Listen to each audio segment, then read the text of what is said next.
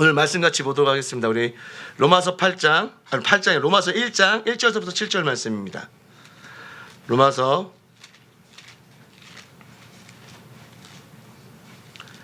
1장 1절서부터 7절까지의 말씀입니다. 제가 한 절, 여러분들 한 절 읽고 마지막 절 같이 합독하도록 하겠습니다. 예수 그리스도의 종 바울은 사도로 부르심을 받아 하나님의 복음을 위하여 택정함을 입었으니 이 복음은 하나님이 선지자들을 통하여 그의 아들에 관하여 성경에 미리 약속하신 것이라. 그의 아들에 관하여 말하면 육신으로는 다윗의 혈통에서 나셨고 성결의 영으로는 죽은 자들 가운데서 부활하사 능력으로 하나님의 아들로 선포되셨으니 곧 우리 주 예수 그리스도시니라. 그로 말미암아 우리가 은혜와 사도의 직분을 받아 그의 이름을 위하여 모든 이방인 중에서 믿어 순종하게 하나니 너희도 그들 중에서 예수 그리스도의 것으로 부르심을 받은 자니라. 다 같이 읽겠습니다. 로마에서 하나님의 사랑하심을 받고 성도로 부르심을 받은 모든 자에게 하나님 우리 아버지와 주 예수 그리스도로부터 은혜와 평강이 있기를 원하노라. 아멘. 자, 우리 다시 한번 옆에 분과 이렇게 인사 나눴으면 좋겠습니다. 은혜와 평강이 있길 바랍니다. 시작. 은혜와 평강이 있길 바랍니다. 은혜와 평강이 있길 바랍니다. 예, 한 번 더 이렇게 인사해 주세요. 아유, 왜 그 집사님 왜 안 오셨어요? 시작. 그 집사님들 왜 안 오신 거예요, 도대체? 자, 여러분들 여기에 여러분들 구역장분 계시면요, 구역원을 잘 챙기셔서 공예배 좀 잘 참석할 수 있도록 계속 권면해 주시길 바랍니다. 자, 제가 수요 예배는요, 제가 설교할 때 로마서를 좀 계속 보려고 합니다. 그래서 아마 로마서 많이 읽으셨고 보셨고 많이 들으셨을 거예요. 어쩌면 여러분들이 저보다 더 잘하실 수도 있습니다. 그런데 제가 다시 한번 우리가 이 시점에서 로마서를 보면서 복음에 대한 부분과 더불어서 우리가 그리스도인으로서 삶을 어떻게 살아가야 되는지에 대한 것을 좀 자세히 들여다보는 시간이 되었으면 좋겠습니다. 로마서, 여러분, 이 로마서가 AD 57년이죠. 예. 제 3차 선교여행 전도 여행 중에 이제 고린도 교회로 이제 가게 되죠. 근데 거기에서 이제 다시 예루살렘에 가기 위해서 기다리는데 겨울이기 때문에 거기서 3개월 동안 지체를 하게 됩니다. 그때 로마 교회로 보낸 편지가 바로 로마서입니다. 그렇죠? 여러분 왜 보냈습니까? 왜 보냈나요? 예, 대답하셔도 됩니다. 왜 보냈나요? 이런 거 좀 자유롭게 같이 주고받으면서 하는 시간을 가졌으면 좋겠습니다. 왜 보냈을까요? 로마 교회에 왜 보냈을까요? 여러분 어떻게 알고 계십니까? 이렇게 질문하면 다들 당황하세요. 예, 야, 이게 지금 로마로 보낸 편지잖아요. 그럼 보낸 이유가 있을 거 아닙니까? 그렇죠? 왜 보냈는가요?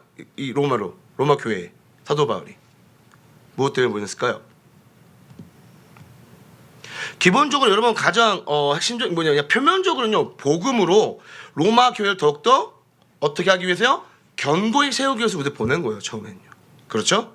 예. 그런데 이게 약간 좀 깊게 들어가면 두 가지 이유가 있어요. 심층적으로 봤을 때 두 가지 이유인데, 첫 번째 뭐가 있냐면요, 복음 안에서 하나 되기를 바랬어요, 사도 바울이. 근데 왜 복음 안에서 하나 되기 바래? 그러면 그 로마 교회는 하나가 되고 있지 않냐, 이렇게 우리가 질문할 수가 있잖아요. 그러면 그때 당시 시대적 배경을 우리가 잘 알아야 됩니다. 제가 항상 이 성경을 볼 때 시대적 배경이 너무나 중요하다고 여러분한테 강조를 하죠. 왜냐, 그 배경이 알아야지 왜 이 글들이 써져 있는지 명확하게 우리가 이해할 수 있거든요. 그걸 모르면 우리가 잘못 해석하기 때문에 성경을 다른 방향으로 보기 때문에 그게 문제가 되거든요. 그렇기 때문에 잘 이해하기 위해서는요, 그때 당시의 역사적 배경을 우리가 잘 알고 있어야 된다는 얘기예요. 그럼 뭐가 있었냐면요, 갈등이 있는 거예요. 어떤 갈등이 있냐, 유대인들 가운데 그리스도를 믿는 사람도 있었을 거 아니에요. 그렇죠? 반대로 이방인들 가운데 그리스도, 즉 거기에서 처음 예수님을 영접해서 믿는 사람도 있었을 거란 말이에요. 이들이 갈등이 일어났어요. 그럼 도대체 왜 이러한 갈등이 일어났냐? AD 49년 바로 그때 글라우디오라는 황제가 로마 황제였거든요. 근데 그 황제가 뭐 했냐면요, 어떤 명령을 내리냐면요, 유대인 추방 명령을 내려요. 로마에서 유대인을 추방시켜요. 그래서 어쩔 수 없이 모든 유대인들이 어떻게 됩니까? 교회를 비우고 떠나게 돼요. 그 로마에 있다가 떠난 사람들 대표적인 사람이 사도행전에 나와요. 누굴까요? 누구요? 예, 브리스킬라와 아굴라. 그 사람들이 18장 2절 말씀에 보면요, 글라디오스 이 황제 때문에 다 이탈리아에서 쫓겨난단 말이에요. 그래서 사도 바울과의 만남이 있었던 거예요. 어쨌든요. 중요한 거는 이렇게 많은 믿는 유대 사람들이 로마 교회에서 당연히 교회를 비우고 추방당할 수밖에 없는 그런 배경이 있었어요. 그런데 AD 54, 55년에 무슨 일이냐? 이 글라디오 황제가 죽어요. 그 누가 즉위합니까? 네로 황제. 네로 황제가 즉위합니다. 그러면서 이 칙령들, 이 추방 명령이 무효화가 돼버려요. 그래서 그 유대인들, 그리스도인들이 다시 들어와요. 유대 그리스도인들이 다시 들어와요. 그러면서 누가 부닥치게 되는 거예요? 그 가운데 있었던, 다시 그 교회가 비었지만 거기 누가 채우고 있었어요? 이방인 그리스도인들이 채우고 있었단 말이에요. 그들과 어떻게 됩니까? 함께하게 되잖아요. 근데 함께하게 될 때 뭐가 문제가 됩니까? 무엇이 문제가 돼요? 이 유대 그리스도인들은 무엇을 항상 지키며 살아왔습니까? 그들은 예수 그리스도를 믿지만은 율법을 절대 등한시하지 않았습니다. 그러면 가장 먼저 문제가 되는 게 뭘까요? 여러분, 교회가 평안하려면 어디가 평안해야 되는지 아십니까? 주방이. 모든 교회가 똑같이 얘기합니다. 저 주방이 시끄러우면 교회가 시끄러워. 여자 집사님, 권사님을 잘 기억하셔야 됩니다. 주방을 평화롭게 해주시기 바랍니다. 아, 진짜입니다. 예. 모든 교회에서 동감하는 이야기에 목회자들이 같이 이야기할 때 저기가 시끄러우면 교회가 시끄럽다 얘기해요. 사역자도 싸워요. 저놈의 주방 갔다가. 아우, 저는 지금 영국 선교 가가지고 진절머리가 나가지고 나중에 듣고 아주 그냥 자기네들이 막 그냥 막 만들겠다고 접시 하나 만지 막 으르렁거리고. 무슨 사역자들이 그러는지 몰라. 아우, 정말 요리를 하지 말던가. 뭐 없앨까요? 우리? 미전에 차단해버릴까요? 저기를 그냥? 예? 어쨌든 먹는 것 때문에. 왜냐면 유대 그리스도인들은 그 규례가 있잖아요. 이 레기 때문에 음식을 함부로 먹지 않습니다. 이 음식에 대한 간섭이 있습니다. 그런데 이방인 그리스도인들 있어요, 없어요? 얼마나 불편할까요, 여러분? 여기에 대한 부닥침이 있는 것입니다. 음식에 규례가 있고요, 율법 관습이 있습니다. 그러니까 항상 이들 가운데 뭐가 있으면 일어나는 거니까 논쟁이 일어날 수밖에 없는 거예요. 갈등이 생길 수밖에 없는 거예요. 그러니까 사도 바울은요, 이 로마 교회에 대한 소식을 듣고 어떻게 하기 원한 거예요? 복음으로 하나 되기. 아멘. 그 두 번째, 뭐가 또 있나요? 복음으로 하나 되어서요, 바울의 이 복음 사역에 동참하기 원해서 이 편지를 보낸 거예요. 자, 바울은요, 로마가 원래 최종 목적지가 절대 아니에요. 어디가? 이때 당시에는 어디가 땅 끝이라고 얘기하면, 세상 끝이라고 얘기합니까? 스페인. 예.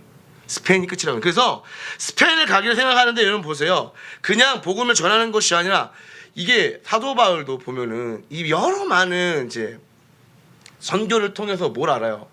이 후원이 없을 때 얼마나 힘들게, 본인이 막 일도 하고 막 부족함도 깨닫고 비참함도 다 알잖아요. 그러니까 그 서남아에서 그 스페인에서 가서 복음을 전하기 위해서 어쨌든 뭐가 필요합니까? 후원이 필요해요. 그렇죠? 그렇기 때문에 이 함께 복음에 동참하기 위해서 그런 것들을 곧 권유하기 위해서 또 이 로마 편지를 쓴 거예요. 근데 제가 물어볼게요. 여러분, 이 로마 교회 누가 세웠어요? 로마 교회 누가 세웠어요? 이거 다 뽀록 나는 겁니다. 이제 우리 기본 지식이 다, 예, 여기서 지금 정단 집사님 입을 꼭 다물고 있어요. 그리고 저를 안 쳐다보려고 해요. 왜 그러세요? 로마 교회 누가 세웠나요? 예? 아무도 몰라요. 누가 세웠는지. 어떤 누군가에게 세워졌어요. 어떤 믿는 누군가에 세워졌어요. 뭐와 같이요? 수리아 안디옥 교회와 같이요. 즉 이 교회는요, 사도 바울이 세운 교회가 아니에요. 그렇기 때문에 이 사도 바울은요, 함께 복음상을 같이 하자고 이 복음에 대한 걸 계속 어필하며 자기가 어떤 사역, 이걸 계속 이야기하는 거예요. 이 로마 교회에게. 이해되시죠? 예. 그래서 자기가 말하고 있는 이 복음이 어떤 것인지를 이 로마서를 통해서 구체적으로 제시하는 거예요. 왜냐하면 아무나 후원을 합니까? 선교단체 팀에 아무나 후원이 들어옵니까? 아니에요. 뭐 할 때? 구체적으로 이 사람이 무슨 사역을 어떻게 감당하고 뭐 어떻게 진행한 걸 알 때 안심하고 신뢰하며 후원하게 되는 거예요. 그렇죠? 그래서 사도 바울이 이런 걸 다 염두에 두면서 썼다라는 얘기입니다. 이해되시겠죠? 왜 이 로마서가 로마 교회에 쓰여졌는지. 그러니까 우리가 하나씩 이런 걸 제대로 알고 성경을 봐야 될 줄 믿습니다. 자, 그러면 이 로마서가 어떻게 구성이 되어 있는지 뭐 크게 두 개로 이야기할 수도 있어요. 1장서부터 11장까지 내용이 캐리그마, 복음 선포, 복음 전파 막 이런 의미로서 나오고 12장서부터 16장까지 디다케, 가르침, 삶의 현장까지 어떻게 해야 되는지 그 가르침에 대한 거 나오는데 이걸 좀 더 조금 구성 있게 네 가지로 좀 나누면은 1장서부터 4장까지는요. 복음 안에서 뭐 발견하기? 바로 나를 발견하기. 뭐라고요? 1장서부터 4장까지 어떻게 해요? 복음 안에서 나를 발견하기예요. 그리고 5장서부터 8장까지는 어떤 내냐? 복음 안에서 소망 찾기. 복음 안에서 소망을 찾는 거예요. 자, 그리고 9장서부터 11장까지는 어떤 복음 안에서 감춰진 신비 찾기. 어떤 사람은 이렇게 얘기합니다. 바울이 예언서와 같은 약간 그런 표현들이 많이 있다 이렇게 얘기합니다. 9장서부터 11장 복음 안에서 감춰진 신비 찾기. 그리고요 12장서부터 16장에는요 복음으로 관계 살아내기. 이러한 내용들이 담겨져 있습니다. 이렇게 아마 네 가지 구성된 부분을 우리가 주제로 하나씩 풀어갑니다. 그래서 오늘 첫 번째 강의가 뭐예요? 정체성이 삶의 방향을 전한다는 부분을 우리가 보는 것, 즉 복음 안에서 우리를 계속 발견하는 것이죠. 거기에 대한 부분을 우리가 보게 되는 것입니다. 그러면 어쨌든 이 전체적인 이 로마서의 구성은 이렇게 간단하게 네 개로 나눠질 수가 있고, 자, 그러면 이 로마서의 주제는 무엇입니까, 여러분? 로마서의 주제. 아멘. 인칭해줘. 하나님의 의에 대한 게 주제입니다. 로마서는요. 자, 그럼 제가 물어볼게요. 여러분, 하나님의 의는 무엇입니까? 이것은요, 여러분, 하나님께로부터 난 의예요. 즉, 사람으로부터 생기는 의가 아닙니다. 하나님께로부터 난 의예요. 이 하나님께로부터 난 의는요, 두 가지 특징을 가지고 있습니다. 첫 번째, 언약적 특징이 있습니다. 뭐라고요? 언약적 특징. 왜 그러냐 보세요. 하나님께서는 이스라엘 백성과 아브라함과 뭘 맺으십니까? 언약을 맺어요. 여러분, 언약과 이 계약의 차이점이 뭡니까? 계약. 언약과 계약의 차이점이 뭡니까? 파괴가 가능해요. 어떠한 사람에 의해서, 한쪽에 의해서. 그렇죠? 그렇지만 이 언약은 참 재미난 게 뭐냐면 당사자 중 한 사람이 불성실해도요 끝까지 그 언약에 충실하는 거예요. 어떤 다른 한 사람이.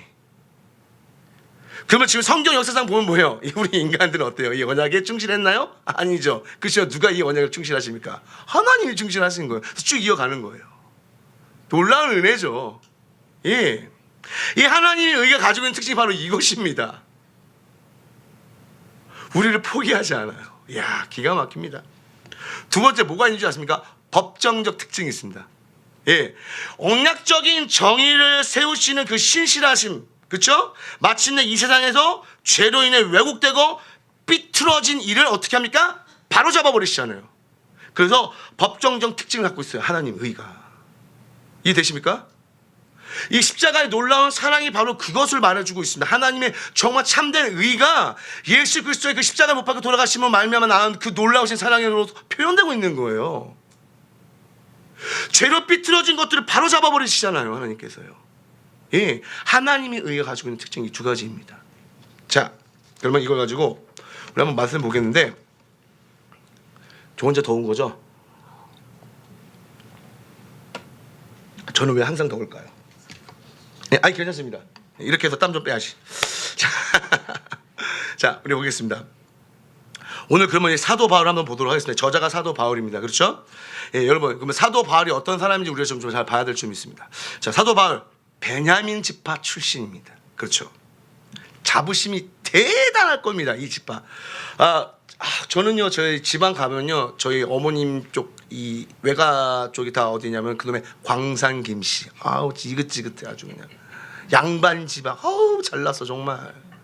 그놈의 양반 집안. 혹시 광산김 씨세요? 아니죠? 죄송합니다. 죄송합니다. 죄송합니다. 김현수 씨 죄송합니다. 근데 제가 무슨 말 하는지 이해하시죠? 이 자부심이 이름 하나 수 없습니다. 좀 처음 봤습니다. 나도 효자공파인데 내가 진주광시 효자공파 몇 대 손인데 예, 장손이에요 제가. 예. 그런데 와 광산김 씨는 더 대단해 아주 그냥. 정말 뭐가 그렇게 대단하신지 아주 그분들 보면 정말 만나서 얘기하고 싶지가 않아요. 자, 왜 이렇게 자부심이 대단하냐 보세요. 이 베냐민 지파는요, 자세히 보세요. 이 베냐민 지파를 통해서 누가 나왔어요? 사울 왕 나와요. 그렇죠? 자, 그리고요, 여러분 잘 아시죠? 야곱이 정말 사랑했던 사람이 누구예요? 라헬이잖아요. 라헬의 아들이에요. 그렇죠? 그리고 12아들 중에서요 유일하게요 이 베냐민은요 어디서 태어났는지 아십니까? 약속의 땅에서 태어났어요. 약속의 땅에서 태어났어요. 가나안에서. 자, 그리고 이 가나안에서 부여받은 땅 있죠. 여부스 있잖아요. 그 여부스 지역이 뭐가 포함되는 줄 아십니까? 예루살렘 성이 포함되어 있어요. 그럼 여러분 이런 것들 가지고 있으니까 뭐예요? 이 베냐민 지파 쪽 이 자손들은 어때요? 이루 말할 수 없는 거예요. 그놈의 광산김 씨와 똑같아요. 아주 그냥. 죄송해요. 죄송해요. 오늘까지만 얘기할게요. 광산김 씨. 죄송합니다. 자, 우리는 이제 더 이상 그런 거에서 벗어나야 되잖아요. 그렇죠? 예. 그래서 여러분 보면요. 이 글을 보면요. 본인을 어떻게 표현하냐면 유대인 중에 유대인이라고 표현을 되게 많이 하거든요. 보면 이제 빌립보서 우리 3장 5절 말씀 한번 볼까요? 참 자기에 대한 어필을 좀 해요. 사도 바울이 그러면서 배설물로 여겨요. 어필하면서. 한번 보도록 하겠습니다. 예. 자, 빌립보서 3장 5절 말씀 읽겠습니다. 시작. 나는 8일 만에 할례를 받고 이스라엘 족속이요 베냐민 지파요 유대인 중에 유리인요 율법으로는 말이지. 자, 거기까지요. 예. 뭐래요? 8일 만에 할례를 받았대요. 여러분, 아브라함 언제 할례 받았습니까? 99세. 그렇죠? 이스마엘도 13살 때 받아요. 근데 8일 만에 할례를 받았으면 이 부모가 얼마나 극성적인 부모인지 알 수가 있습니다, 여러분. 이 부모, 아버지는 바리새인이에요. 여러분, 이 공부의 극성적인 부모들이 어떻게 하는지 아시죠? 유치원 때부터 이미 라인을 만들어가지고 대학 갈 준비를 합니다. 유치원 때부터 미쳤어. 정신이 나갔어. 우리나라 요즘 아주 그냥. 정신 나갔어요. 저 그거 보면서. 제가 유치원도 해봤잖아요. 정신 나갔어요. 그 부모들 진짜 정신이 나간 부모들이에요. 애들 망치려고 작정했지. 아마 그런 극성인 부모들. 어쨌든 이 부모를 어떤 부모인 줄 아냐면 정말 이 율법으로서 어떻게든 이를 제대로 키워보려고 이분들이 정말 극성인 부분이에요. 하나님 말씀에 있어서. 자, 그러면서 뭐라고 하냐면 히브리인 중 히브리냐고 하잖아요. 히브리어를 목으로 사용해요. 굉장히 엄격한 전통 유대 가문이라는 의미예요. 이게요. 여러분 보면요, 이들이 그 폼페이오스 장군으로 인해서 원래 하스모니아 왕조가 멸망하잖아요. 그때 또 다시 무슨 일이 벌어지냐면은 이 디아스포라가 또 생겨요. 하여간 유대민족도 참 불쌍해요. 그놈의 디아스포라가 왜 이렇게 많이 생긴지 몰라요. 그래서 여기저기 추방을 당해요. 그런데도 그 당한 그 지역에서도 살아가면서 뭘 잃지 않으려고 정체성을 잃지 않기 위해서 이 율법에 엄청 집중을 하는 거예요. 이들이요. 말씀드렸던 장로들의 전통들, 미시나, 나중에 탈무드가 만들어져. 그렇죠? 굉장히 집중합니다. 굉장히 의미 있게 생각해요. 그러면서 가르치는 거죠. 자식들도요. 그렇게 배운 사람이 바로 바울인 거예요. 명문 바리새파 사람의 아들, 아버지가 진짜 대단한 사람인 거예요. 어쨌든. 예. 그냥 보통 바리새인이라 생각하면 안 돼요. 랍비들의 해석 정통과 구체적인 실천행 있잖아요. 실행할 지침서들 있잖아요. 그것들까지 진짜 철저하게 지키는 걸 목표로 해가지고 나아가는 그런 집안. 피곤해. 지금 제가 얘기하는데도 피곤해요. 그런 집안이에요. 그런 집안의 출신의 아들이에요. 와우. 정말 저는 여기다 제가 이렇게 써놨어요. 지독하다. 열심히 특심이다 이렇게 써놨어요. 제가. 정말 지독해요. 이거 여기 연구하면서 볼 때 참 지독하다고 생각했어요. 그러면 이 사람 또 어떤 사람이야? 세상에 가말리엘 제자. 여러분 뭐 많이 들으셨죠? 하버드 그 로스쿨 이 수준으로 생각하시면 된다고 하면 금방 쉽게 이해한다고 하죠. 본인을 어떻게 펴요? 3장 6절 빌립보 3장 6절 본인을 어떻게 펴요? 열심으로는 교회를 핍박하고 율법의 의로는 어떤 자다? 흠이 없는 자라. 자, 본인을 이렇게 표현하기 쉽지 않아요. 흠이 없다. 율법의 의로 흠이 없다. 얼마나 본인이 이 율법을 철저히 지키며 율법 정신이 그 어떤 누구보다 투철했는지를 보여주고 있는 대목이죠. 그리고 이 사람 또 어떤 사람이에요? 로마 시민권자. 그러니까 이 유대인들이 이 사람을 죽이려고 세워도 이게 죽이지 못한 이유가 뭐예요? 로마 시민권까지 있어요. 이게 복잡해요 아주. 그건 도대체 이 로마 시민권을 어떻게 받았냐. 아까 전에 말씀드렸죠. 폼페이오스 장군 BC 63년도에 쳐들어와가지고 망해버린단 말이에요. 나라가. 아스모니아 왕조가 망한단 말이에요. 그때 다 흩어진단 말이에요. 또요. 그 위쪽 집에 다소 지역으로 자유민으로 돼서 거기서 아마 고조 부모인지 증조 부모가 거기부터 살기 시작했을 거예요. 그 지역에. 그러면서 거기서 자녀들이 태어나고 사도 바울도 거기서 태어난 거예요. 그래서 뭐가 생기는 거예요? 시민권이 생긴 거예요. 이해되십니까? 예. 그러니 저 이걸 딱 보면서 사도 바울의 스펙이 어마어마하다 이거예요. 그런데 오늘 본문에 사도 바울이 자기를 소개할 때 뭐라고 소개합니까? 1절 예수 그리스도의 종. 뭐라고요? 자기 자신을 종이라고 소개를 해요. 여러분 종은요 자부심, 자기 자랑이 필요가 없는 사람이에요. 왜요? 주인의 소유거든요. 종의 최우선순위는요 주인입니다. 살아가는 이유도 오직 주인을 위해서 살아가는 거예요. 종의 정체성은요 주인에 의해 결정됩니다. 그러니까 사도 바울은 뭐예요? 자기 과거의 그 화려한 모든 스펙들을 다 뒤로하고요 그 여러 성도들 앞에서 뭐라고 얘기하는 거예요? 자기가 공식적으로 예수 그리스도의 종임을 밝히는 서신서예요. 유일한 서신서예요. 여러 성도들에게 밝히는. 뭐 디도서 같은 경우는 디도에게 본인이 종이라고 얘기하고요. 빌립보서에서 사도 바울과 디모데에게 이렇게 얘기하면서 종이라고 얘기하는데 여기서 성도 여기 로마 교회 사람들에게 이야기하는 거예요. 종이라고. 자, 그러니까 3장 8절 빌립보서 3장 8절에 뭐라고 나와요? 자기의 학국도 그 모든 학식가 거기서 뭐로 여긴다? 배설물로 여긴다고 그렇게 표현하는 거예요. 이걸 버린 거예요. 이건 가치가 정말 유대인으로서는 어마어마한 권위 있는 이 모든 스펙들을 어떻게 해요? 버리는 거예요. 그러면서 자신을 뭐라고 합니까? 사도라고 얘기해요. 사도. 여러분 사도가 무슨 뜻입니까? 아포스톨로스. 이 사도가 무슨 뜻입니까? 보냄받은 자는 뜻이에요. 보냄받은 자. 로마 제국에서는 여러분 전쟁 중 갈등 또는 분쟁 해결을 위해서 적군에게 뭘 파송해요? 사람 한 명을 파송해요.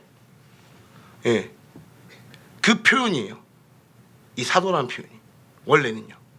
그 단어를 사용합니다. 자, 그래서 사도로 부름 받았다는 건 어떤 뜻일까요, 여러분들? 어떤 갈등과 분쟁을 해결하기 위해서 보냄받은 걸로서 의미를 사용하는데 여기서 하나님의 복음을 위해서 보냄을 받았다는 의미를 가지고 있는 거예요. 여기 사도가요. 그리고 하나님의 복음으로 돌아오도록 화해시키기 위해서 보냄받은 사람이라는 거예요. 이해되시죠? 참 재미난 게 그 시대적 사용했던 언어들을 잘 가지고 사용해서 이해시키면서 전달하는 거예요. 이거 참 보면요. 그렇잖아요. 그러면 저 보십시다. 여기 우리가 정말 집중으로 봐야 돼. 그러면 복음으로 돌아오도록 화해시키기 위해서 보냄받은 자라고 하잖아요. 사도가. 그럼 복음. 여러분 복음 여기 원어적 해석으로는요. 유앙겔리온이라고 하는데 기쁜 소식이라고 합니다. 유앙겔리온. 기쁜 소식. 그러면 기쁜 소식은요. 뭐 언제 쓰냐면요. 이게 승전보의 어떤 그 기쁨을 들었을 때 사용하는 언어예요. 이 자체가요. 그러니까 로마 제국이요. 그 적군과의 이 전쟁 가운데서 승리했을 때요. 예, 사신이 가져오는 소식, 기쁜 소식들 이거를 뭐라고요? 유앙겔리온이라고 하는 거예요. 또 하나는 어떤 의미를 쓰는 줄 아십니까? 로마 황제의 생일을 가리켜 유앙겔리온이라고 합니다. 그럼 여러분 잘 보십시다. 바울은요 제국의 기쁜 소식을 전하기에 부른 사람입니까? 아니에요.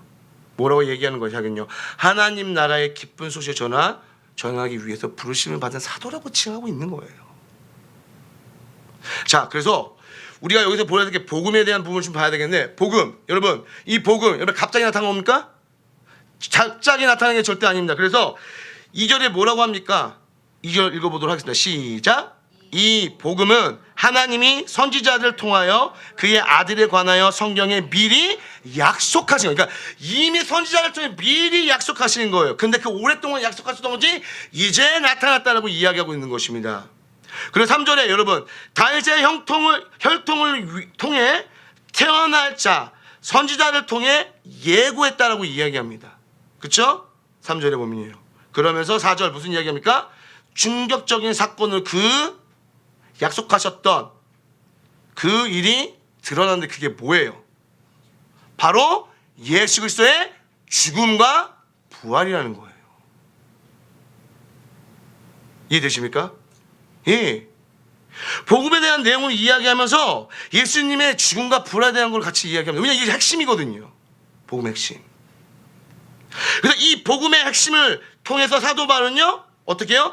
은혜와 사도 직분을 받았다고 5절에 고백을 하는 거예요. 그로 말미암아 우리가 은혜와 사도의 직분을 받아, 이렇게 나오게 되는 거예요. 자, 그러면 여러분 이 단어를 좀 보자. 은혜 받은 자. 여러분, 은혜를 받으면 어떻게 우리가 반응하는 줄 아십니까? 여러분 다 은혜 받아 보셨죠? 은혜 받아봤기 때문에 오늘 이 수요일날 이 자리에 있으십니다. 은혜를 안 받으시면요, 이 자리에 있지 않습니다. 그렇죠? 집에서 쉬시겠죠. 지금 오늘 그러면 집에서 쉬신 자는 은혜 안 받은 자, 그건 또 아닙니다. 제가 또 너무 오해하지 마세요. 예. 근데 은혜 받은 자는 여러분들 거룩한 반응을 보이게 됩니다. 어떻게 막 은혜 받으면요, 막 예, 화장실 가서 청소도 해야 돼. 막 뭔가 해야 돼, 막. 이게 뭐로 이어지면 직분으로 이어지게 되는 거예요. 직분. 그래서요, 은혜는 직분으로 이어져야 생명력이 있는 거예요. 왜냐? 이게 은혜 받은 것이 직분으로 이어지지 않잖아요. 그 생명을 잃어버리는 거예요. 근데 직분을 통해 더욱더 이것이 어떻게 돼요? 계속 역사하게 되는 거예요. 그래서 보세요. 이때 직분으로 이어져서 뭘 체험해요? 복음의 능력을 경험하게 되는 겁니다. 자, 그럼 여기서 질문 하나 드릴게요. 사명을 감당함으로써 바울이 경험한 복음의 능력이라는 건 도대체 무엇일까요? 지금 복음의 능력을 경험하게 된 그 복음의 능력이 뭘까요? 바로 5절 말씀에 나와 있습니다. 다시 한번 읽어볼게요. 시작. 그로 말미암아 우리가 은혜와 사도의 직분을 받아 그의 이름을 위하여 모든 이방인 중에서 믿어 순종하게 하나니. 복음의 능력이 뭐예요? 제국 전체가 생명을 주신 예수 그리스도 앞에, 그 앞에 나와서 그분을 믿고 순종하는 역사예요. 그냥 믿음으로 끝나는 게 아니라 뭐까지 이어져요. 지금요, 순종까지 가는 거예요. 그게 바로 뭐라고 합니까? 복음의 능력을 체험하는 역사라고 얘기하는 거예요, 지금 사도 바울이. 자, 우리는 믿음 이야기를 많이 해요. 그렇죠? 순종 얘기 많이 하지 않을 때가 있어요. 그렇죠? 그럼 순종. 여러분, 순종이 뭡니까? 순종이 뭘까요? 여기서는요, 순종은요, 예수를 주로 믿고 고백하는 자에게 나타나는 마땅한 반응이 뭡니까? 순종이에요. 예수를 주로 믿고 고백하는 자들에게 나타나는 뭐라고요? 마땅한 반응이에요. 당연히 나타날 반응이 뭐라고요? 순종인 거예요. 너무 중요합니다. 그럼 여러분 보세요. 이 순종, 역사적으로 볼 때 여러분 이 순종, 아담 실패했습니다. 그렇죠? 또 이 순종에 대한 거 이스라엘 백성들에게 줬는데 어떻게 해요? 또 실패합니다. 그러나 여러분들 이 순종을 온전히 성공하신 분이 누구십니까? 바로 예수님이세요. 예수님이 온전히 순종하셨잖아요. 그래서 십자가에 못 박혀 돌아가신 거 아니에요. 여러분, 그로 인해서 이방인들에게도요, 길이 열린 거예요. 거룩한 백성으로 택함 받을 수 있는, 부르심 받는 이런 길이 열리게 되는 거죠. 그분이 순종함으로 말미암아. 자, 그러면 여러분 우리가 여기서 볼 때 또 이방인들이 믿어 순종하려면 어떻게 해야 되는지 좀 알아야 되는데, 과연 어떻게 될까요? 이방인들은 어떻게 믿어 순종하게 됩니까? 이거 어떻게 됩니까? 바로 기쁜 소식을 들을 수 있는 기회가 있어야 되는 거예요. 그렇지 않습니까? 여러분 어떻게 여러분들이 예수 그리스도 믿었습니까? 어떤 누군가 전해서 믿은 거 아닙니까?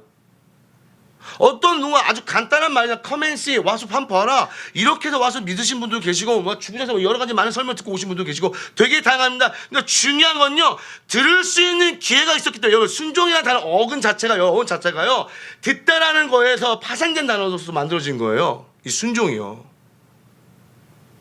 그렇기 때문에 여러분들 순종하려면요 들어야 돼요.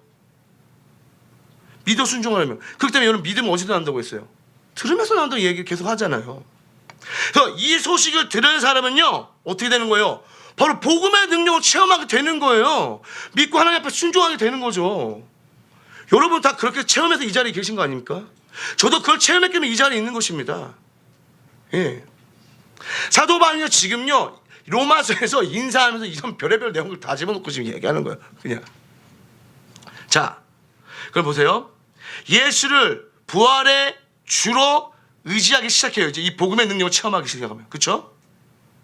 이는요 그분의 주권을 철저히 인정하고 그분의 주권에 복종하며 살아간다는 의미예요. 이게 우리 그렇게 하고 있는지 한번 보시기 바랍니다. 이 복음의 능력을 체험한 사람들을 어떻게 해요? 그 부활의 주님을 의지하기 시작하잖아요. 그렇잖아요. 여러분 그렇게 해서 살아가고 있지 않습니까? 그래서 어떻게 합니까? 우리가 철저하게 그분의 주권을 인정해드리고 할렐루야. 그리고 인정하고 복종하며 살아가고 있지 않습니까? 이럴 때 우리 믿음은요 지식적인 믿음이 아닌 삶에서 실체를 나타내는 믿음의 순종에 이르게 한다는 얘기예요. 5절에 보이죠? 그 얘기가 나오죠? 보세요. 그의 이름을 위하여 모든 이방인 중에서 믿어 순종하게 하나니. 이게 지식적 믿음에서 끝나는 것이 아니라 우리 삶 가운데 어떻게 해요? 믿음의 순종으로 이어진다고 얘기하고 있는 것입니다. 그러면 이때 어떻게 된다고요? 바로 6절 너희도 그들 중에서 예수 그리스도의 것으로 부르심을 받은 자니라. 즉 자녀 하나님의 자녀가 된다. 이 6절 말씀대로 된다라고 이야기합니다. 그래서 복음으로 인해 사도 바울은요 다시 한번 어떻게 해요? 자신의 정체성을 새로 규정하는 거예요. 이렇게 본인을 이렇게 드러내면서 복음으로 인하여 자기 자신의 정체성을 다시 한번 이야기를 해주는 거예요. 이러한 정체성이 그의 삶의 방향을 새롭게 설정했다는 것입니다. 여러분 우리도 그렇게 설정되어졌잖아요. 그 순간 여러분 삶을 자세히 보시기 바랍니다. 이 복음으로 말미암아 나의 정체성이나 나의 삶의 방향이 모든 것들이 재설정돼 버렸어요. 혹 여러분들 예수 그리스도를 만나기 전과 지금이 똑같다면 그 문제 있는 거예요. 그렇죠? 내가 가짜 있는데 주님이 가짜인데 둘 중에 하나겠죠? 근데 주님이 가짜일 리는 없고 그렇죠? 내가 가짜겠죠. 자 그래서 여러분 우리가 그래서 이 말씀을 볼 때 오늘을 살아가는 우리 가운데 굉장히 답답할 때가 있어요. 많은 청년들이 답답해하고요. 삶의 방향 때문에 좀 힘들어하는 게 있는데 그 이유가 왜냐면요 바로 정체성 때문에 그래요. 정체성. 왜 그러냐 보세요. 사도 바울은요 이 로마 제국의 논리를 너무나 잘 알고 있었어요. 그렇죠? 세상의 논리 여러분 잘 아시잖아요. 그렇죠? 왜냐면 나 자신을 왜 답답하냐면요 이 정체성 문제 왜 자꾸 부딪히냐면 나 자신을 자꾸 뭐에 규정짓기 때문에 하냐면은 바로 이 세상의 논리와 가치에 규정 지어 버리니까 답답한 거예요. 나란 이 정체성이 이 나란 정체성을. 그 여러분 제국의 논리, 세상의 논리가 무엇입니까? 바로 경쟁과 힘의 논리를 이야기한단 말이에요. 그래서 지금 답답해하는 거예요, 다. 근데 어떤 사람은 굉장히 자유해요. 이 제국의 논리, 이 세상의 논리에 이 가치를 받아들이지 않는 사람은 항상 자유한 거예요. 전 진짜 그래서 자유한 것 같아요. 너무 자유해요, 저는요. 전 그렇기 때문에 돈 많은 자 애들 앞에서 가서 같이 이야기해도 꿀리지가 않아요. 걔들 저를요 밑바닥으로 쳐다보지 않아요. 감히 저를 무시하지 못하더라고요. 왜 그럴까요, 도대체? 제 뭐 스펙이 하나도 없거든요. 뭐 통장 보여줄게 마이너스만 잔뜩 있겠지? 빚만 잔뜩 있겠지? 왜냐 저는요 그들이 추구하고 그들이 받아들인 그 제국의 논리 그 가치를요 받아들이지 않기 때문에 경쟁과 힘의 논리를 받아들이지 않기 때문에 근데 그걸 받아들이며 살아가니까 그렇게 힘든 거예요. 답답하고 심지어 믿는 크리스찬들도 그러고 있습니다. 자기 자녀 무조건 좋은 대학, 무조건 좋은 직장. 주여 아버지, 그가 지옥 갈 걸 생각 하나도 안 하고. 그렇잖아요. 보세요. 그러니까 요즘 무슨 세대나 3포 시대, 5포 시대, 7포 시대, 요즘 뭐야? N포 세대. 도대체 뭘 이렇게 많이 포기하는 시대야? 다 포기해.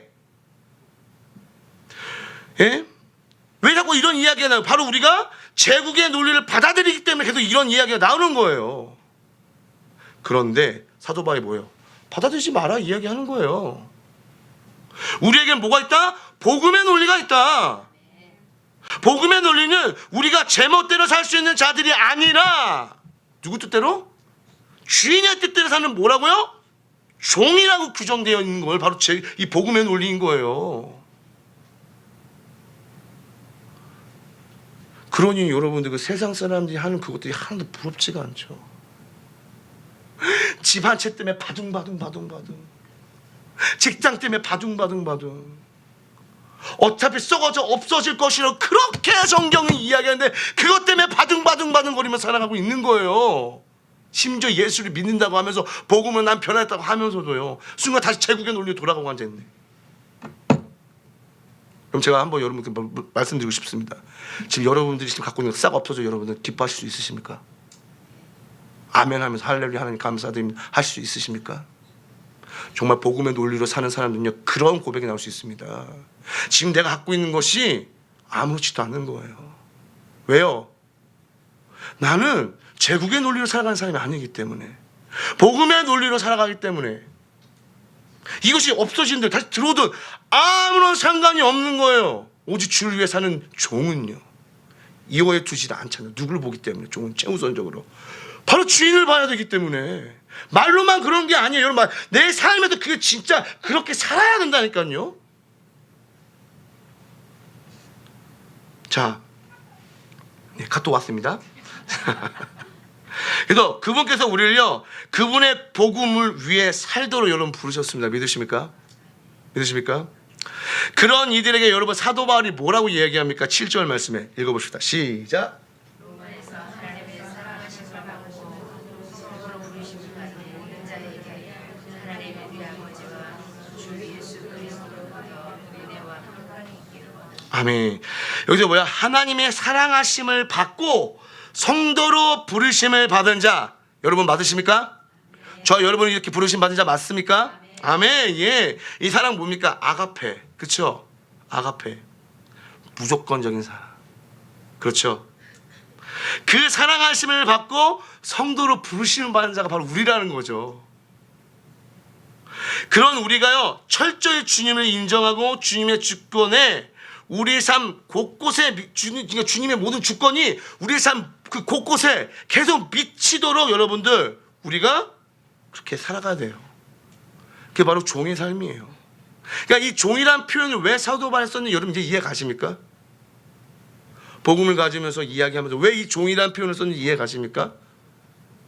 저만 주의 종이 아니에요. 여러분도 주의 종이에요. 우리 이거 기억하셔야 돼요. 어떤 분들 이런 분들 계세요. 제가 진짜 답답한 것 중에 하나가 뭐냐면요. 그 다윗이 사울을 건들지 않았다 그 표현 있잖아요. 기름 부은 자 함부로 건드려서 목사 함부로 건들지 마. 여러분들도 기름 부음 받으셨어요. 여러분 성령 받으셨어요? 안 받으셨어요? 여러분 기름 부음 받은 자입니다. 똑같습니다. 목사는 다른 사람이 아닙니다. 그렇다고 저 무시하고 막 깔보고 막 일어나는 소리가 절대 아니라, 예, 뭐 그게 절대 아니라, 예, 우리가 다 그 하나님의 종이고요, 주님의 자녀고요, 성도고요, 사랑받은 자고요, 기름 부음 받은 자입니다. 예. 그래서 하나님 여러분 좀 우리가 이렇게 사도 바울의 이 로마서에서 편지하며 인사하는 이 내용, 바로 정체성. 예, 정체성이 이 삶의 방향을 정하고 있다라는 거. 여러분 잘 기억하시기 바랍니다. 주님은요 우리를요 그렇게 부르셨다는 얘기예요. 예, 이 정체성, 주님이 주신 이 정체성을 가지고 살아가는 저와 여러분 되실 간절히 소망합니다. 아멘.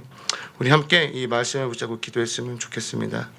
예, 주님, 우리가 찬양을 합니다. 부름받아 나서니 뭐 어디든지 가옵니다라고 말을 하지만은 과연 내가 제대로 된 정체성을 알며 하나님이 원하시는 그 말씀 가운데 살아가고 있는지 주님 나를 잘 점검하게 하여 주시옵시고, 오늘 이 로마서의 이 내용과 같이 하나님, 우리는 다 예수 그리스도의 종으로 부르심 받은 자들이고 바로 하나님의 복음을 위하여 특정함을 입은 자들입니다. 그렇게 살아가게 하여 주시옵소서. 함께 기도하며 주님께 나가도록 하겠습니다. 기도하시겠습니다. 할렐루야. 하나님 아버지 감사드립니다. 주옵소서. 주님 아버지, 그렇습니다. 우리는 바로 주님의 부르심 받은 종들입니다. 종은 뭐든지 최우선을 주인에게 둡니다. 하나님 아버지, 우리의 삶이 하나님 아버지 주님의 주권을 인정하는 삶이